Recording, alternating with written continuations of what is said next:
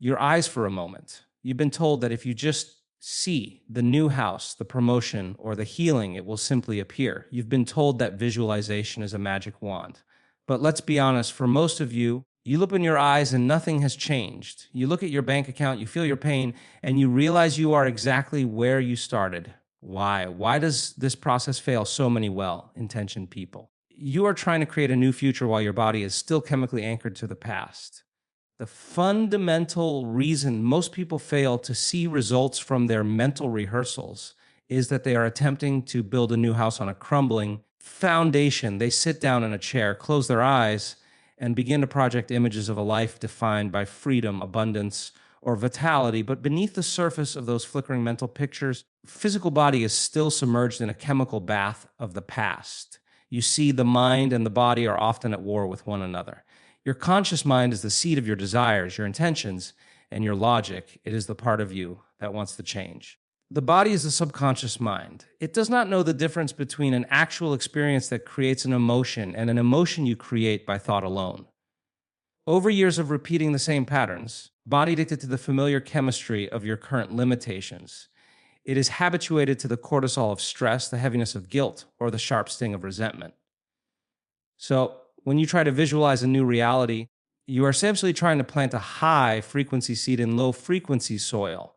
You are thinking one way, but you are feeling another. This creates a profound state of incoherence. While your brain is firing sequences of, I am wealthy, or I am healthy, your body is sending a feedback loop to the brain that says, no, you aren't. You are tired, you are lacking, are in pain. This physiological feedback loop is much stronger than a fleeting thought, because the body has been conditioned to be the mind through years of repetition. It actually begins to resist the new vision. It perceives the unknown, the new future you are trying to create, as a threat to its survival. It wants to go back to the familiar state of suffering, because even though that state is unpleasant, it is at least predictable. This is why you feel that internal friction when you try to imagine a better life. That friction is the biological gap between your current reality and your future potential. Your thoughts are the electrical signal you send out into the quantum field, and your feelings are the magnetic charge that draws experiences to you. Then most people are sending a confused message. They are sending a positive electrical signal, but a negative magnetic pull. The result is a total cancellation of energy. You are effectively shouting into the universe with your head while whispering, stay the same with your heart.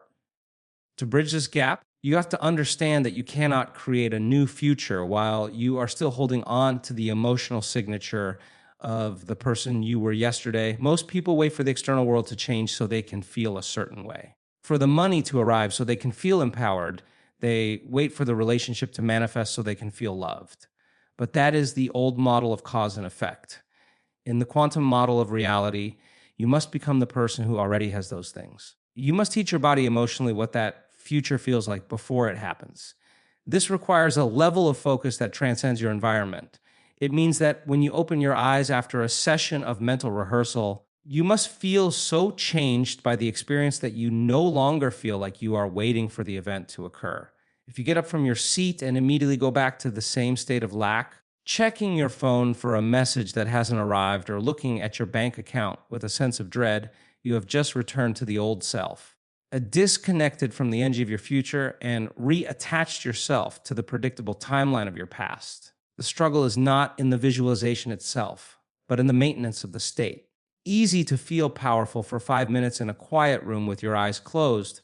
The real work begins when you open your eyes and step into a world that is telling you a different story. If you allow the external environment to control how you think and feel, you are a victim to your circumstances. But if you can maintain a state of being that is independent of your environment, independent of the cravings of your body, and independent of time, you become a creator of your reality. People fail because they treat visualization as a chore or a task to be checked off a list rather than a total transformation of their internal state. They are looking for a result in the outside world to validate their internal effort. The validation must come from within first. You have to be so immersed in the feeling of your new life that your body believes it is already happening in the present moment. This is how you signal new genes in new ways. This is how you change your neurology. This is how you move from being a person who is trying to manifest to a person who is the living embodiment of their own vision. Until the body and mind are aligned in the same frequency, The visualization will remain nothing more than a daydream, a hollow image without the power to move the mountains of your life. Secondary reason why so many people find themselves stuck in a cycle of failed intentions is the presence of a massive analytical gap that exists between the conscious mind and the subconscious program. You see, individuals approach the process of change using the very faculty that is responsible for their limitations, the analytical, critical, thinking mind. We have been taught our entire lives to solve problems through logic, through intellectualizing, through a rigorous how to approach. However, when you sit down to create a new reality, your analytical mind often becomes the greatest barrier to your success. It acts as a gatekeeper, a barrier that separates the 5% conscious mind from the 95% subconscious mind, which is where all your deep-seated habits, emotional reactions, and hardwired beliefs reside. When you are in a state of high beta brainwave activity, which is the state of most people in our modern high stress world, your brain is overly focused on the external environment, the body, and time. In this state, the analytical mind is firing at a rapid pace, constantly comparing what you imagine with what you currently see in your physical reality. When you try to visualize wealth while your analytical mind is hyperactive, it immediately scans your current environment and says, "This isn't real. Your bills. Look at your surroundings." This critical faculty creates a wall that prevents the new information, the new vision, from entering the subconscious operating system. If the information cannot reach the subconscious, it cannot change the program. Most people stay stuck because they are trying to think their way out of a problem that was created by their thinking. They spend their energy analyzing why they are the way they are, digging through the past to find the reason for their suffering, not realizing that the more they analyze the old self, the more they reinforce the very circuits they are trying to prune away. To change is to be greater than the analytical mind. It requires you to move beyond the self, to move beyond the memory of who you think you are, and to enter a state where the brain waves slow down from that frantic beta state into the more rhythmic, coherent state of alpha or theta. Only when the analytical mind is quieted that the door to the subconscious opens, allowing you to rewrite the script of your life.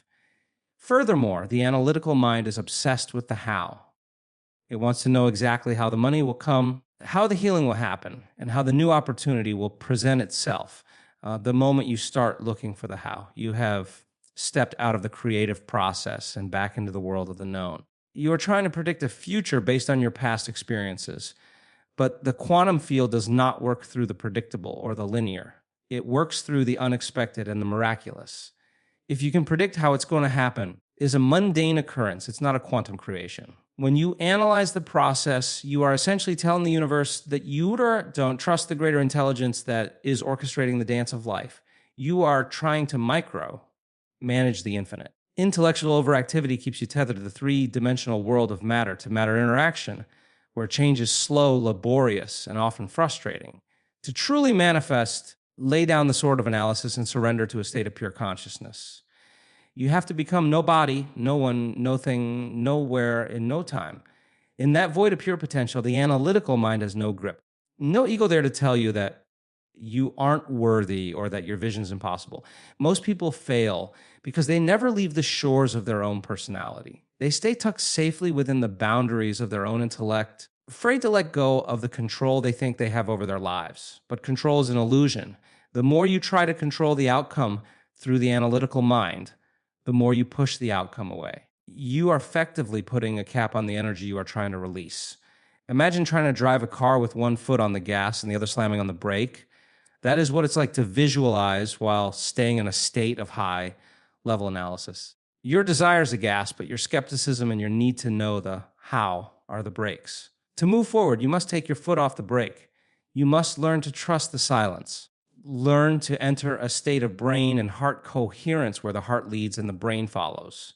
When the heart is coherent, it sends a signal to the brain that it is safe to create, which naturally settles the analytical mind. When the chatter of the ego is silenced, can the frequency of your new future finally take root in the fertile soil of your subconscious. You must stop being the philosopher of your future and start being the architect of your soul, moving beyond the intellect and into the deep, resonant power of the feeling state where all creation begins. This transition from the thinking to the being is where most people falter, yet it is the only place where true transformation is possible. A fundamental pitfall that keeps people trapped in a cycle of failed intentions, the habit of waiting for the outside world to change so they can finally feel a certain way inside. This is the old Newtonian model of reality, a paradigm of cause and effect that dictates our lives as long as we remain unconscious.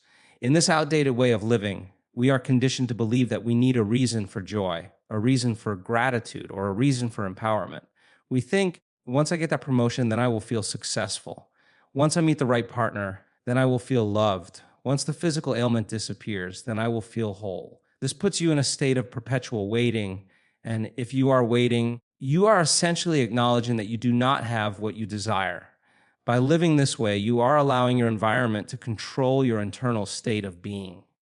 You are effectively saying that your outer world is greater than your inner world. This is the definition of being a victim to your circumstances. Because if something in your environment changes and you feel bad, or if nothing changes and you feel empty, you are merely a reflection of your surroundings.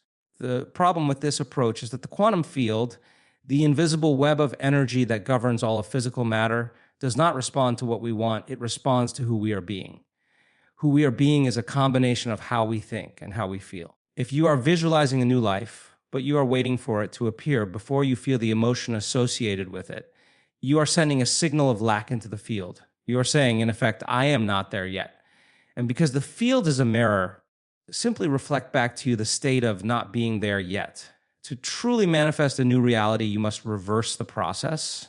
You must move from the Newtonian model of cause and effect to the quantum model of causing and effect. This means you must teach your body emotionally what your future feels like before it has manifested in your three-dimensional reality. You have to feel the gratitude of the healing before the body is healed. You have to feel the empowerment of the success before the money is in your bank account. You have to feel the love for life before the external circumstances justify it. When you do this, you are no longer waiting. You truly feel the emotion of your future in the present moment. Your body, which is the subconscious mind, does not know the difference between the actual event and the emotion you are creating by thought alone. It begins to believe is already in that new reality. This is when the magic happens. When your body is chemically aligned with your future rather than your past, you begin to signal new genes in new ways. You begin to change your biology to match your vision. Most people fail because they cannot sustain this state. They do it for a few minutes during a meditation. But the moment they open their eyes and see the same old house, the same old spouse, and the same old problems, they lose the feeling. They fall back into the survival emotions of the past. They let the evidence of their senses outweigh the evidence of their vision. They say it didn't work because they don't see the results immediately. Creation requires a period of time where you must be more real to your internal vision than you are to your external environment. If you can maintain the emotional signature of your future, independent of the conditions in your outer world, you are effectively pulling that future to you. You are becoming a magnet for your dreams. Gratitude is the ultimate state of receivership. When you feel grateful, it is because something good has already happened or is happening to you. So when you reach a state of true gratitude for a future that has not yet occurred, your body is literally living in that future in the present moment. This bypasses the need for the environment to change first. You become the change. People are stuck in a loop because they are waiting for a sign to feel great, not realizing that feeling great is the very thing that produces the sign. They are looking for the effect to come before the cause. Become so moved by your own internal imagery and the emotions it produces that you no longer care if the event has happened yet, because you already feel the fulfillment of it. This is the state of being, Hot One, with your creation. In this state, you are no longer a victim of the world. You are the architect of it. You have moved out of the survival state of waiting and into the creative state of being. If you can master the ability to regulate your internal state, regardless of the chaos or the lack in your external world, you have mastered the secret of manifestation. You must be willing to give up the addiction to the emotions of your past and the comfort of your current identity to make room for a version of yourself that is already living the dream. This requires a radical shift in perspective, moving from a spectator of your life to the conscious director of your destiny, where the internal experience is so profound and so real that the external world has no choice but to reorganize itself to match your frequency. Fourth barrier that prevents the average person from realizing their mental visions is the invisible tether of the familiar past, a loop of biological and neurological habituation that keeps the individual locked in a predictable timeline. To understand why your life remains the same despite your efforts to visualize change, you must understand that your brain is a record of the past. It is an artifact of everything you have learned and experienced up to this moment. People wake up in the morning and immediately begin to run through a mental checklist of their problems. Those problems are connected to specific people, certain places, and particular times. The moment you start thinking about your problems, are thinking in the past. Each of those problems has an emotional charge associated with it, usually feelings of stress, anxiety, frustration, or unworthiness. Because the brain and body are a single integrated system, the moment you feel those familiar emotions, your body is effectively living in the past. By the time you sit down to visualize a new future, you've already spent the first hour of your day reaffirming your old identity. You've checked your phone, reacted to the news, worried about your schedule, complained about your coffee. You have successfully activated all the old neurological circuits that define the old self. Then you close your eyes and try to imagine a new life. But your body, which has been conditioned for decades to feel a certain way, interested in your new vision, it is addicted to the chemical rush of your familiar suffering. It wants its fix of the hormones of stress. When you try to introduce a new thought or a new emotion, the body begins to signal the brain saying, "This is unfamiliar. This is unfamiliar. This is not who we are." Most people mistake this discomfort for failure. They think that because it feels hard or unnatural, they must be doing it wrong. In reality, that discomfort is the biological death of the old self, the moment where you are stepping out of the known and into the unknown. The reason visualization fails for most is that they are unwilling to stay in that void of the unknown long enough for the new neurological hardware to take hold. We are creatures of habit. We love the predictable. Even if our lives are miserable, there is a strange comfort in the predictability of that misery. To create something new, you have to be willing to be more real to a dream than you are to the world you see around you. You have to be able to sit in the stillness and not react to the body's cravings for the past. Every time your mind wanders back to a memory of a failed relationship, financial loss, or a physical pain, you consciously bring it back to the present moment and the future vision. You are breaking the habit of being yourself. You are telling the body it is no longer the mind. It is a monumental task because the body has been the master for a long time. It has been running the show on autopilot while you were busy living your life unconsciously. When you repeat a behavior or a thought over and over again, it becomes a habit. A habit is a redundant set of automatic, unconscious thoughts, behaviors, and emotions that are acquired through repetition. Once that happens, the body knows how to do it better than the mind. This is why you can drive home and not remember the last 10 miles. Your body was doing it. Most people are living their entire lives on this kind of biological autopilot. They are visualizing their past every single day without even knowing it, simply by reliving the same emotions. To break this loop, you have to interrupt the chemical signal. You have to become so conscious of your unconscious thoughts that you wouldn't let them pass by your awareness unnoticed. You have to become so aware of your automatic behaviors that you stop them before they start. You have to become so familiar with the emotions that keep you anchored to the past that you can feel them coming and choose a different state. If you do not do this deep work of unlearning and rewiring, your visualization is just a thin layer of positive thinking draped over a massive mountain of negative conditioning. It's like trying to paint a beautiful mural on a wall that is currently on fire.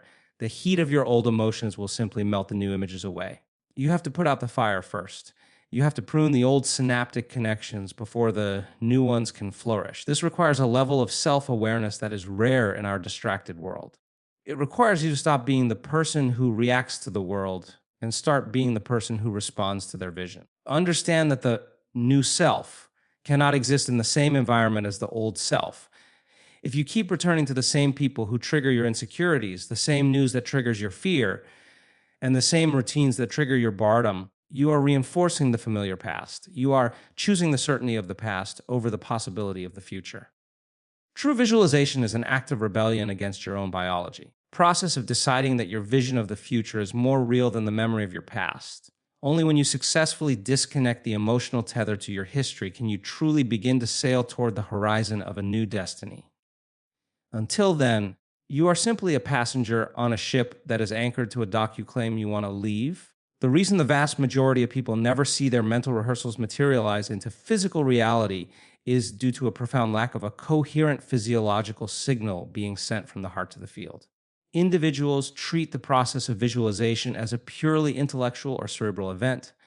They sit in a chair and they think about the house, they think about the wealth, or they think about the health.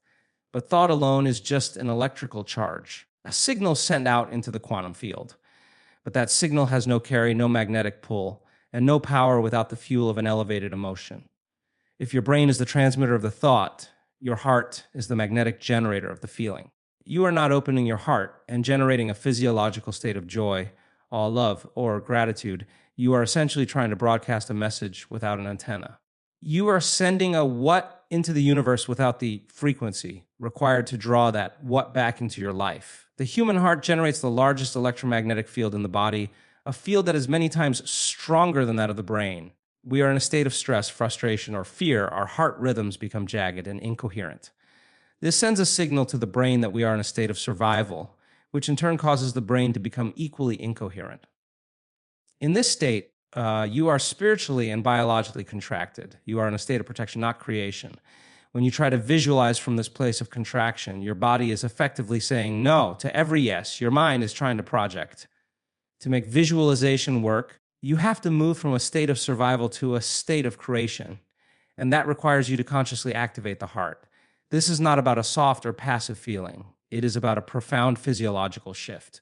You have to learn how to breathe into the heart center, how to slow down the heart rate, and how to consciously summon an emotion that is independent of your current circumstances.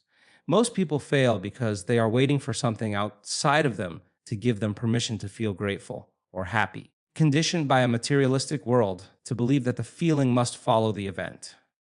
But in the quantum world, the feeling must precede the event. If you want to draw a new experience to you, you must match the frequency of that experience. Gratitude is the emotional signature of an event that has already happened. When you enter a state of true, heartfelt gratitude, you are telling your nervous system and the quantum field that the event has already occurred. You are in a state of receivership. However, most people find it incredibly difficult to feel gratitude for a future that hasn't manifested yet. Their bodies are so habituated to the feeling of lack that any attempt to feel abundance feels like a lie. Try to visualize while our heart is closed, locked behind the walls of past traumas, old disappointments, and the protective shell of the ego. If there is no emotional weight behind your vision, the quantum field ignores the signal. A radio station that has a weak transmitter, the music is there, but no one can hear it because it doesn't have the power to travel. Your heart is the power. When you marry a clear intention, a specific thought, with an elevated emotion, a specific feeling, you change your electromagnetic signature. You are now broadcasting a whole new energetic frequency. When your heart and brain are working together, you are in a state of coherence. In this state, your energy is no longer scattered. It is laser focused. It is the moment when you become a magnet for your destiny. Most people, however, spend their lives in a state of incoherence. Their thoughts are going one way and their feelings are going another. They want a new job, but they feel the fear of being fired. They want a new relationship, but they feel the sting of the last heartbreak. This internal division creates a weak, muddy signal that results in more of the same old reality. To overcome this, you must become a master of your own internal chemistry. You have to practice opening the heart until it becomes a habit. You got to stay in that elevated state even when your senses are telling you that nothing has changed. This is the work of the master. It is easy to feel good when things are going well. Real power comes from feeling the joy of your future while you are still in the middle of your challenges. If you can sustain the frequency of your future, the field has no choice but to respond. It is a law of nature. But the moment you lose the feeling, the connection, most people give up because they don't see an immediate result in their 3D world, not realizing that the result is being organized in the invisible world of energy first. You have to keep the signal steady. You have to be so in love with your future that you are willing to let go of the emotional addiction to your past. If you can do this, if you can genuinely feel the emotion of your vision before it happens, you are no longer a victim of your biology or your environment. You are a creator of your destiny, using the magnetic power of the heart to draw your dreams into your physical presence. The reason so many seekers find themselves hitting a brick wall is that they are obsessively preoccupied with the how of their creation. We have been socialized in a culture that rewards linear thinking, hard work, and meticulous planning. From the time we are children, we are taught that if we want to achieve a result, we must map out every single step between point A and point B. We are told to be realistic and to look for the logical path to our goals. While this serves a purpose in the physical world of building machines or following a recipe, it is the absolute kiss of death in the quantum world of creation. The moment you begin to wonder how your vision will manifest, it will come through a specific person, a specific phone call, or a specific stroke of luck. You are immediately stepping out of the infinite field of possibilities and back into the narrow corridor of the known. You are trying to predict the future based on the past. And if you can predict it, it is no longer a new possibility. It is just a recycled version of what you have already experienced. When you focus on the how, you are using your conscious mind to try to solve a problem that can only be solved by a much greater intelligence. You are effectively trying to micromanage the universe with a brain that is only capable of processing a tiny fraction of reality. The analytical mind thinks it knows the best way, but its best way is always limited by its memory at the past to see what worked before and tries to project that into the future. But the quantum field doesn't operate on your timeline or through your limited logic. It operates through the path of least resistance and the orchestration of synchronicity. Obsess over the mechanics of your manifestation, you are creating a state of contraction. You are signaling to the field that you do not trust the process. You are trying to force matter to change matter, which is the slowest and most exhausting way to live. This is the hallmark of the survival state, where we feel we must control everything around us to feel safe. In this state of control, there is no room for the miraculous. To truly create from the field, be willing to live in the what and surrender the how. You must focus all of your energy on the finality of the experience, the feeling of the wish fulfilled, and let go of the logistics. The moment you surrender the how to a greater intelligence, are moving into a state of trust. You are acknowledging that there is a consciousness that knows far more than you do about how to weave the threads of reality together. This surrender is not a passive act. It is a profound act of spiritual courage. It requires you to step into the void of the unknown and be okay with not having the answers. Most people fail because they cannot handle the uncertainty. They feel that if they aren't planning, they aren't doing anything. They fear they don't see the bridge appearing in front of them. They are going to fall. But in the quantum world, the bridge only appears once you have already stepped off the cliff of the known. When you are in a state of creation, your job is to hold the frequency of the what with such clarity and such emotional intensity that you become synonymous with that future. You must rehearse the feeling of being the person who has already achieved the goal to the point where the thought of how it happened doesn't even enter your mind because you are so immersed in the reality of it already being done. If you are truly being that person, you wouldn't be worried about the details. A person who is truly wealthy doesn't spend their day obsessing over how they are going to find $20. They are simply living in the consciousness of abundance. If you are still worrying about the how, you are still living in the consciousness of not having it yet.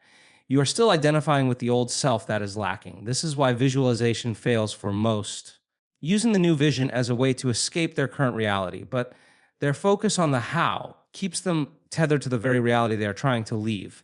Furthermore, the how is often the very thing that limits the magnitude of what can come to you.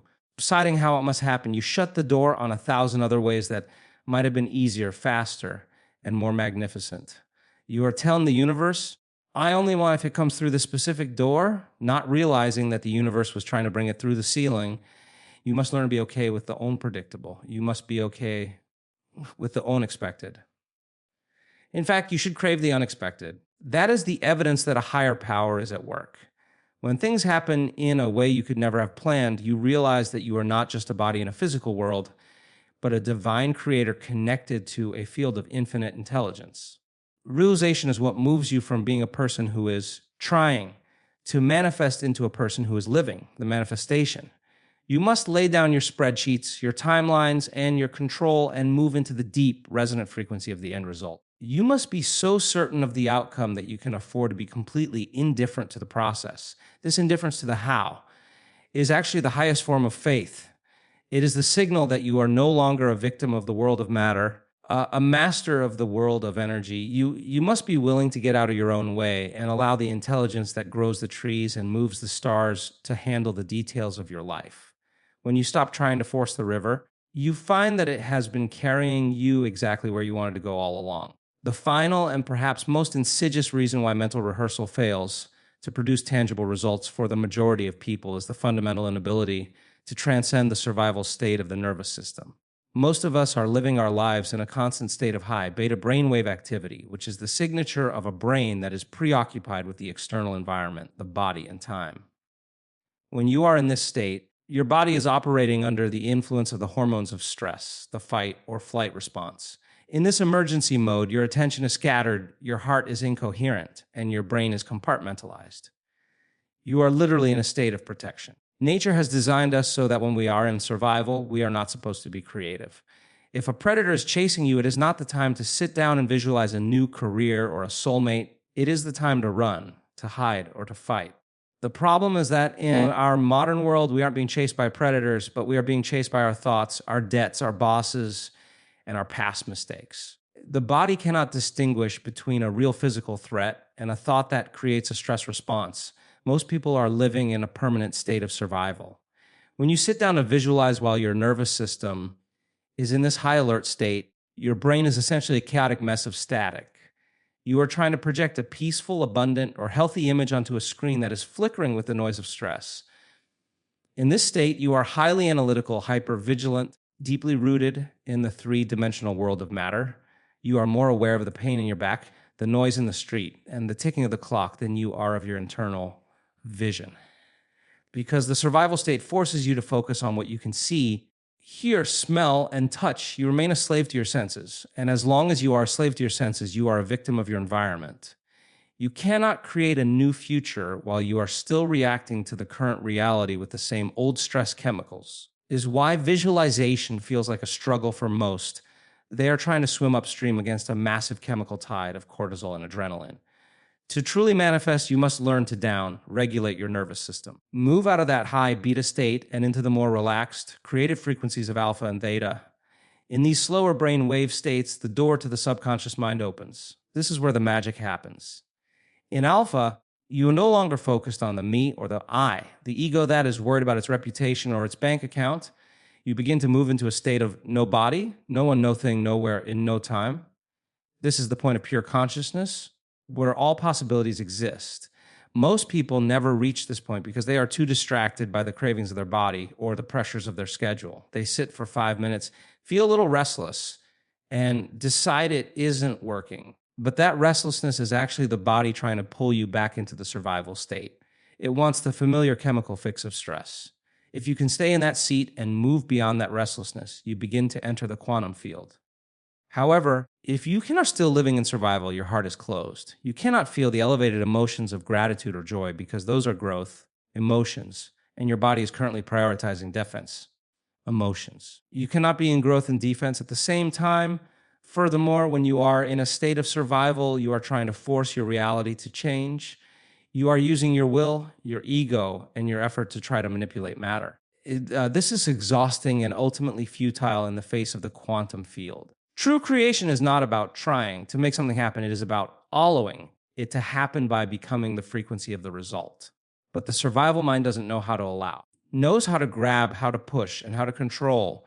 If you don't first move your body out of the survival state and into a state of heart-brain coherence, your visualization is just an intellectual exercise that has no power to move the energy of your life. You have to teach your body that the danger is over. You have to signal your nervous system that it is safe to create, to heal, and to expand.